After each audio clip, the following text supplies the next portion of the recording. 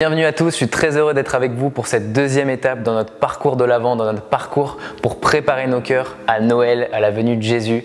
Donc bienvenue à tous. Pour ces 3 mercredis, on s'est plongé dans le livre du prophète Isaïe et je crois vraiment qu'il peut nous parler aujourd'hui encore et qu'il peut nous aider à avancer. Mercredi dernier, Xavier nous a partagé qu'un des enjeux de l'Avent, c'est vraiment de nous laisser façonner par Dieu, nous laisser façonner par lui pour transformer nos cœurs.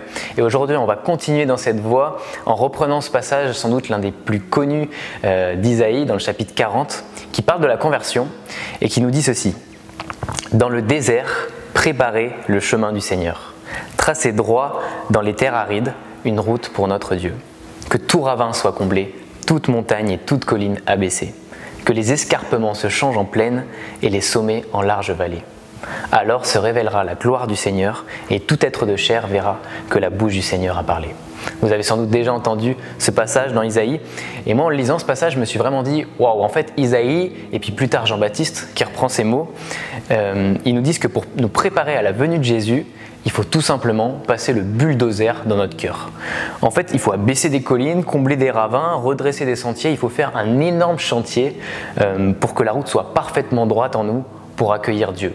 Alors personnellement, je trouve ça hyper décourageant à première vue parce que quand on regarde nos cœurs, il est plutôt probable qu'on voit pas un sentier très droit, mais bien au contraire une vallée du découragement, peut-être le ravin de la peur, la colline de l'orgueil, des pensées et des sentiers escarpés. Et c'est vrai qu'on peut se dire non, je suis pas capable d'un tel chantier. Il y a trop de choses à bouger en moi, il y a trop de montagnes, je suis pas capable de ça. Mais la bonne nouvelle, c'est justement que c'est pas nous qui allons faire ce chantier, mais c'est le Saint-Esprit qui va passer le bulldozer, qui va aplanir nos sentiers et qui va nous aider à convertir nos cœurs pendant ce temps de l'Avent pour que Jésus puisse venir naître en nous. Convertir nos cœurs. Personnellement, je trouve que ce terme de conversion, qu'on soit chrétien depuis longtemps ou non, il fait toujours un petit peu peur, on a toujours un peu envie de le contourner, on a l'impression que c'est un immense processus douloureux. Mais en fait, je me suis souvenu que c'est un mot qu'on utilise dans le langage du ski de randonnée. Quand on fait une conversion, ça veut dire qu'on va prendre la direction extrême opposée. En fait, on est sur ces 2 skis dans une direction et là, on arrive à, par exemple, un précipice, un rocher, un élément qui fait qu'on est bloqué, on ne peut plus avancer. Et la seule solution dans ces cas-là, c'est la conversion, c'est-à-dire faire un 180 degrés dans l'autre sens et prendre une direction radicalement opposée pour pouvoir continuer à avancer. Et en fait, si on fait un 10 degrés, 20 degrés, on reste toujours bloqué. Il faut vraiment faire un 180 degrés, prendre une direction radicalement opposée. C'est ça la conversion. Et donc la première fois moi, que j'ai tenté une conversion en ski, je devais avoir 12 ans, je me suis complètement cassé la figure. Mais en fait après j'ai compris qu'il y avait une technique justement pour pas se casser la figure, c'est que ça prend 2 étapes, c'est en 2 étapes. On doit faire les skis, on doit bouger nos skis l'un après l'autre. Nos 2 skis sont dans le même sens et en fait on les retourne un par un pour prendre la direction opposée. Alors on peut avoir peur de perdre un peu l'équilibre, mais avec un peu de confiance on y arrive. Et je crois vraiment que ces 2 étapes de la conversion en ski peuvent nous parler aujourd'hui pour nos 2 étapes de conversion avec Dieu. Les 2 étapes de la conversion avec Dieu, pour faire ce 180 degrés en nous, je pense que premièrement, c'est d'accueillir le Saint-Esprit dans sa vie. Se mettre juste en vérité devant lui, sans rien lui cacher, et lui faire confiance, c'est parce que c'est lui qui va nous transformer, c'est lui qui va aplanir nos collines et nos montagnes. Et c'est vrai que abaisser ces montagnes et ces collines, sous-entendu briser notre orgueil, nous aider à quitter nos habitudes, c'est la chose la plus difficile du monde et je vous le partage personnellement, c'est la chose la plus difficile du monde de quitter ses habitudes, de bouger des choses en soi, de se laisser faire finalement.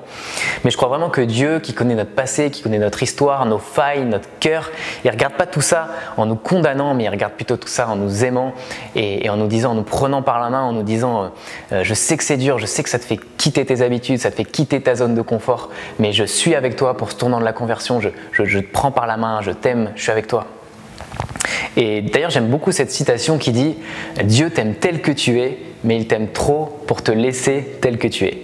Je la refais, « Dieu t'aime tel que tu es, mais il t'aime trop pour te laisser tel que tu es ». En fait, Dieu nous aime tellement tel qu'on est déjà, avec toutes nos failles, toutes nos imperfections, mais en fait, il nous aime tellement qu'il veut nous aider à progresser, à avancer, à nous rapprocher de lui. Donc la première étape pour convertir nos cœurs, c'est accueillir le Saint-Esprit et le laisser abaisser nos montagnes et combler nos ravins.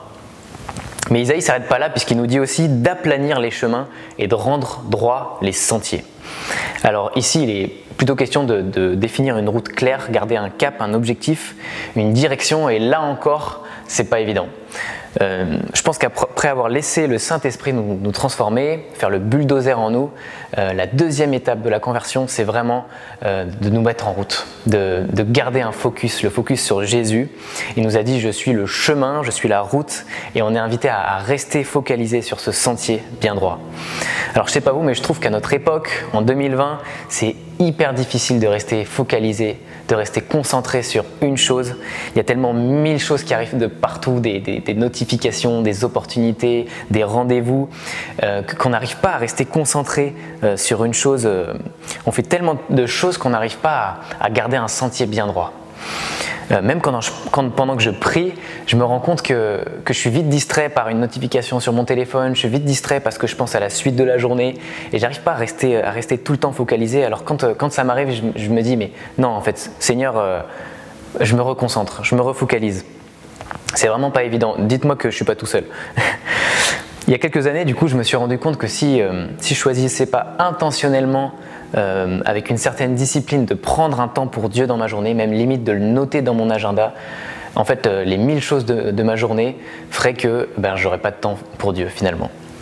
Et pendant ce temps de l'Avent, si vous êtes comme moi, si vous avez 1000 choses à faire, peut-être des listes de cadeaux, peut-être des menus, peut-être des décorations, des préparations, peut-être pour les étudiants c'est des examens ou alors des travaux à rendre dans votre milieu professionnel, peut-être que c'est pendant ce temps de l'Avent encore plus dur peut-être que dans la vie de tous les jours de prendre ce temps pour Dieu. Mais comment faire pour qu'il prenne la première place au milieu de tout ça? Je pense que c'est une question cruciale pour ne pas passer à côté de l'essentiel pendant ce temps de l'Avent. Donc les deux étapes pour nous convertir et faire ce 180 degrés, on a vu que c'était accueillir et laisser le Saint-Esprit nous transformer. Deuxième étape, c'est de garder les yeux fixés sur Jésus, qui est le chemin. Et pour terminer, je pense que je méditais sur le fait que Noël, je me suis toujours dit que c'était une grande fête d'anniversaire en fait. C'est comme organiser une grande fête d'anniversaire. Alors là, en l'occurrence, c'est l'anniversaire de Jésus. Alors c'est un peu particulier parce que là, tout le monde s'offre des cadeaux. Généralement, quand je vais à un anniversaire, il y a une personne qui reçoit des cadeaux, mais là, tout le monde en reçoit. Après, c'est super de s'offrir des cadeaux. Mais je me posais cette question, je me disais, mais qu'est-ce que je pourrais offrir comme cadeau à Jésus finalement? Parce que c'est son anniversaire. Alors qu'est-ce que je pourrais offrir au roi des rois, à celui qui est tout puissant, qui a tout ce qu'il veut finalement? Est-ce qu'on peut vraiment lui offrir quelque chose puisqu'il a tout ce qu'il veut? Et je me suis dit, finalement il y a quand même quelque chose qu'il n'a pas et que je peux lui offrir le jour de Noël. C'est ma foi, c'est mon cœur. Et pour ça j'ai besoin de me convertir, j'ai besoin de faire un 180 degrés. Alors deux questions pour nous ce soir, en reprenant ces deux étapes de la conversion. Pour accueillir le Saint-Esprit et le laisser nous transformer, posons-nous la question, quels sont les sentiers en moi qui ont besoin d'être aplanis? Quelles sont les collines, les montagnes qui ont besoin d'être aplanies? Quelles sont peut-être mes zones de confort, mes habitudes, les choses qui ont besoin d'être changées pour faire plus de place à Dieu? Et la deuxième question, comment faire pour aménager du temps dans mon quotidien, dans ma journée et en particulier pendant cette période de l'Avent pour que Dieu prenne la première place au milieu de mes 1000 activités? Voilà les deux questions pour nous ce soir. Avant de nous quitter, j'aimerais juste prier quelques secondes avec vous. Merci Seigneur, j'aimerais te remercier pour ta parole qui nous aide à avancer, qui nous connecte à toi. J'aimerais te prier pour toutes les personnes qui nous écoutent. J'aimerais te prier de nous aider à accueillir ton Saint-Esprit pour nous transformer, pour abaisser nos collines, nos montagnes, pour rendre droit nos sentiers, pour vraiment qu'on puisse faire de la place pour t'accueillir Seigneur le jour de Noël.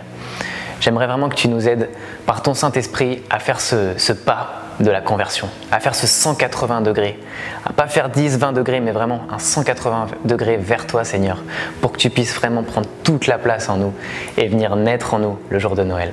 Amen. Merci à tous les amis, je vous dis à très bientôt, soyez bénis.